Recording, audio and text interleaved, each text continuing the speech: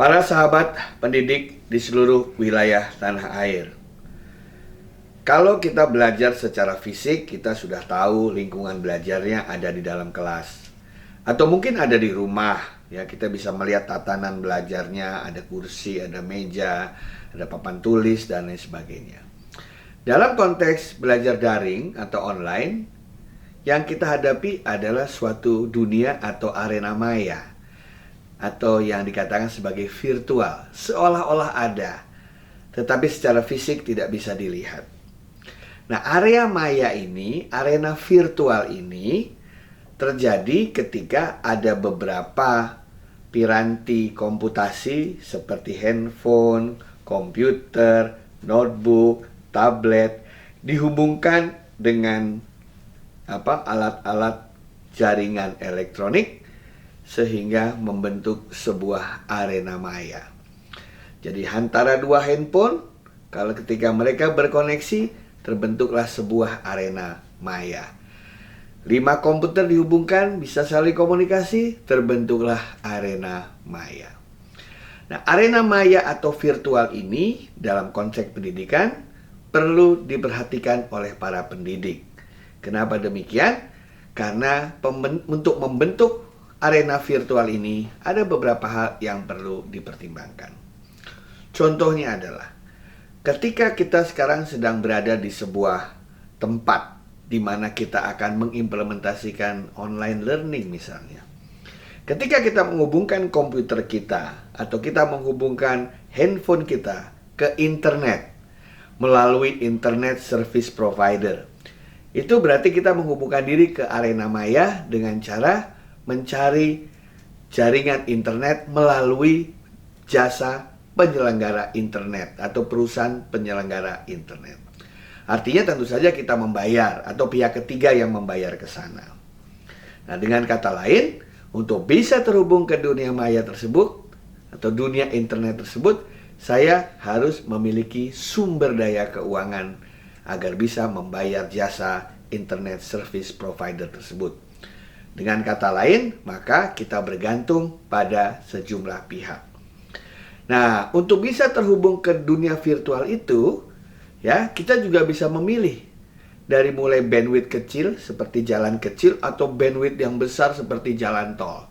Tentu saja semakin besar jalannya itu, bandwidthnya semakin besar, semakin lancar kita berinteraksi di dalam dunia cyber. Tapi tentu saja semakin tinggi biaya yang harus Anda keluarkan. Dalam model pembelajaran blended dan hybrid learning, Anda harus paham mengenai hal ini agar Anda tahu isunya seperti apa. Oleh karena itu tidak bisa disamakan orang yang tinggal di kota, di desa, dengan di daerah terpencil. Karena mungkin mereka memiliki koneksi jalan internet yang berbeda-beda.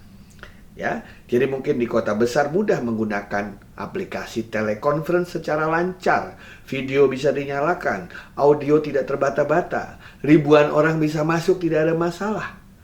Tetapi ketika dia berada di daerah remote atau dia berada di desa yang internetnya belum dilalui oleh broadband atau sambungan pita lebar, maka akan terjadi kendala-kendala. Seperti kita tidak bisa melihat wajah tema yang tempat kita berbicara karena akan mengambil bandwidth internet, jadi dimatikan videonya. Atau di tengah-tengah tiba-tiba hubungan terputus, atau di tengah-tengah misalnya audionya terdengar terbata-bata sehingga mengganggu proses pembelajaran. Tentu saja dalam hal ini kita tidak bisa menyalahkan teknologi atau keadaan, tetapi kita harus tahu bagaimana cara mengantisipasi hal ini.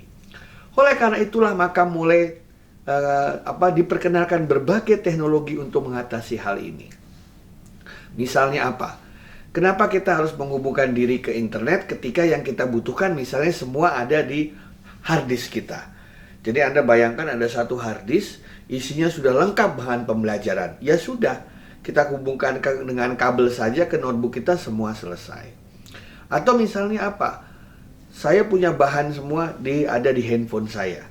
Anda tinggal mengambil dari handphone saya dengan cara saya nyalakan Bluetooth handphone saya, Anda nyalakan Bluetooth handphone Anda, kemudian kita saling berkomunikasi. Ingat, ruang maya terbentuk ketika dua handphone saling berkomunikasi. Artinya, kita bisa belajar dalam lingkungan terbatas, jaringan tertentu, hanya 2-3 orang atau mungkin 20-30 orang. Bahkan belakangan ini banyak sekali teknologi di mana satu alat bisa secara ramai-ramai dipergunakan oleh puluhan bahkan ratusan orang di sekelilingnya tanpa harus terhubung ke internet karena mereka menggunakan jaringan lokal, yaitu menggunakan Bluetooth atau Wi-Fi secara tertutup. Nah, dari sini maka hal-hal yang terkait dengan isu internet harus membayar kuota atau internet yang belum terjangkau atau kinerja yang tidak baik bisa terselesaikan. Nah, oleh karena itu Anda harus pandai-pandai memiliki strategi jika ingin menggunakan ruang maya atau ruang virtual. Jadi ruang maya atau ruang virtual tidak melulu berarti kita harus terhubung ke internet, tetapi Anda bisa membuatnya secara lokal. Secara lokal bisa pakai kabel, bisa pakai wireless. Nah, syaratnya adalah kalau kita pakai kabel atau pakai wireless, maka arena maya yang terbentuk isinya adalah pembagian atau sharing data atau informasi dari mereka yang saling disambung. Jadi kalau ada 10 komputer yang saling dihubungkan, maka 10 komputer itu bisa saling sharing data. Kalau ada satu orang memiliki data tertentu dan itu dihubungkan dengan wireless, maka yang lain bisa menikmati itu semua. Jadi dengan kata lain Bapak Ibu sekalian, ruang virtual bisa Anda buat sendiri tanpa harus melulu terhubung ke dunia cyber atau dunia internet yang luas tersebut. Yang penting, di dalam ruang maya yang Anda bentuk tersebut, ada komputer atau ada piranti yang di dalamnya sudah berisi bahan pembelajaran yang dibutuhkan untuk menjalankan proses pembelajaran. Sekian, terima kasih.